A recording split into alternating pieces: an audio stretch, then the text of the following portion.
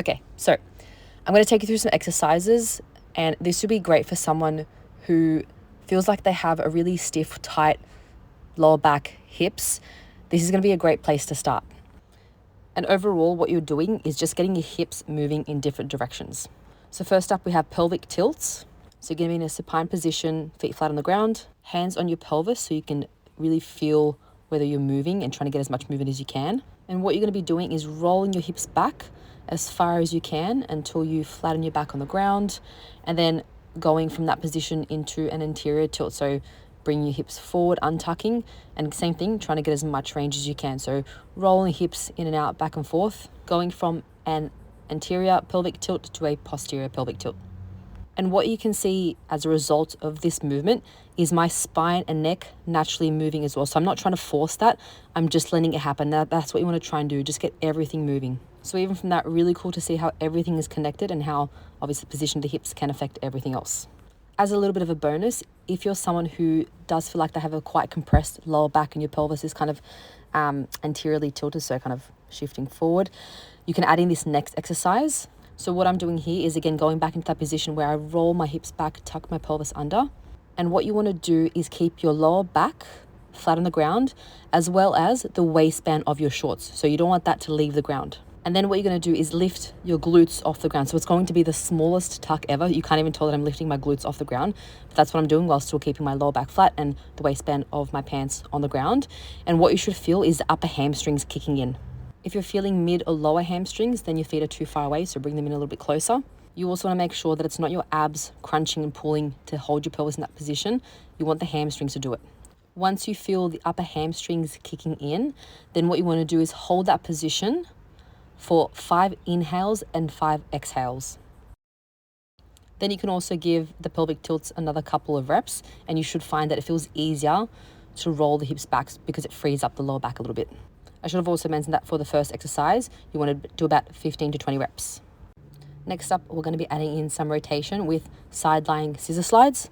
You don't need a ball for this one, but I definitely find it makes a difference. I like the spiky ball as well, but didn't have one, just because I feel like it's got better grip. If you don't have a ball, you can even use a water bottle.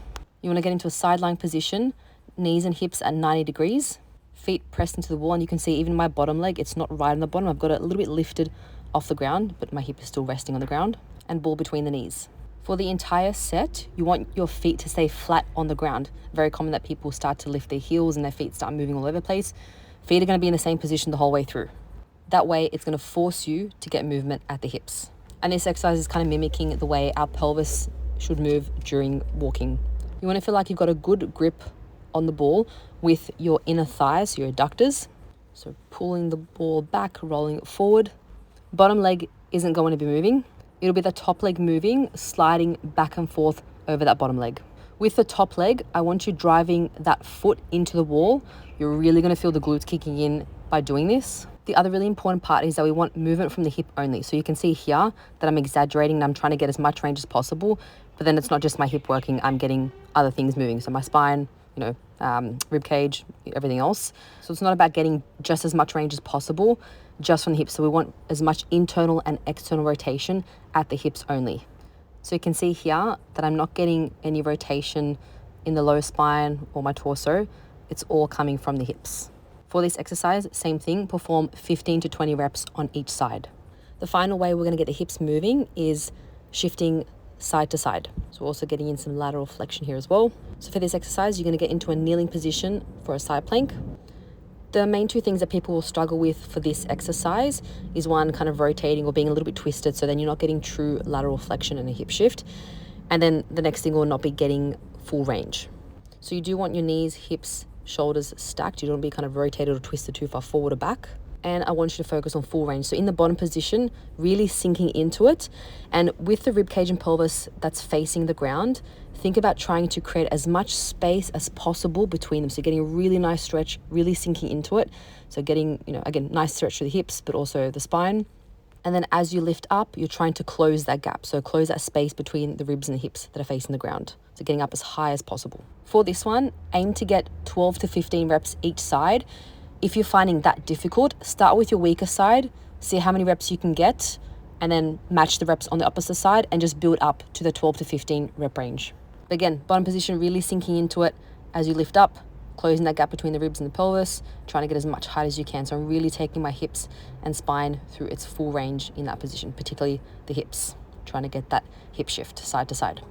Aim to perform at least 2 sets of each of these exercises. If you can, go for a third. And if you're thinking how often you should perform something like this, aim for every day, every second day, or find a way to somehow to keep it as a part of your routine. Use it as your warm-up before you go to the gym and do your main session, or as a part of your morning routine when you wake up. Because if you're doing things on a daily basis that lead to your hips feeling really tight and stiff, then obviously you're gonna have to maintain movements like this to counteract that, to keep that balance.